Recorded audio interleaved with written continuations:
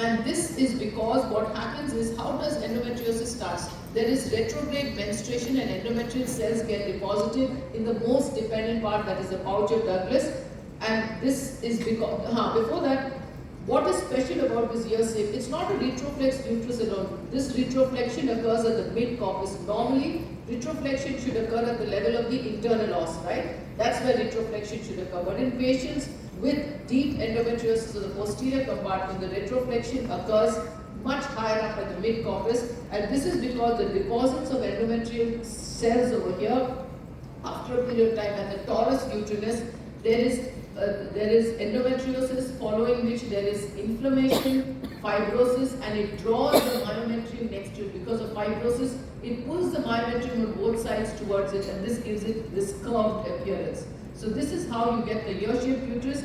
Not only is it twisted anterior-posteriorly, it also gets twisted to one side. So you may see a long section of the cervix, but when you look at the uterus may be twisted on one side. That's because of the fibrosis of deposits in the posterior wall of the uterus. Also, if you look over here now, sometimes you come with patients with trans-abdominal scan alone. If you look at the posterior serosal surface, normally it should be very, very smooth. But in these patients, you see there is irregularity. It's not a smooth surface. There's some amount of heterogeneity. So in these patients where you cannot do a transvaginal scan, when you see something like this, I'm not saying 100%, but at least it should raise the possibility that this patient has posterior wall, there are adhesions, there may be some posterior compartment endometriosis, and you may want to do a transrectal scan. So you see it here, and you also see the irregularity on transvaginal scan.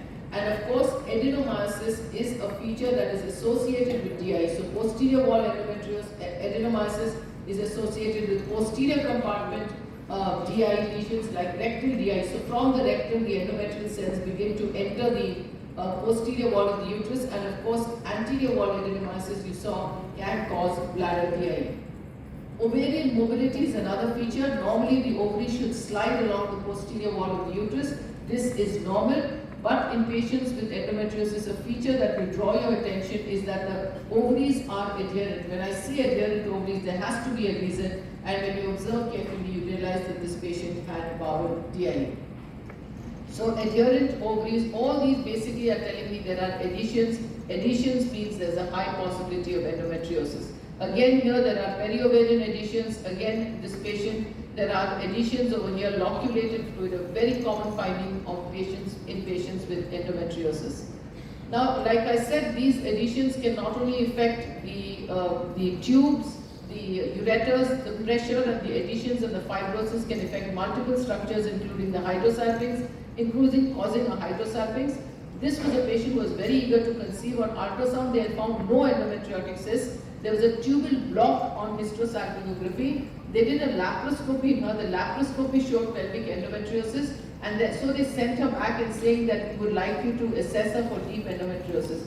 And what I saw was on both sides, can you see there was a hydrosalpinx? This is the normal ovarian tissue, right ovary. This is a right hydrosalpinx. On one side is the ovary, posteriorly there's a loculated fluid with adhesions.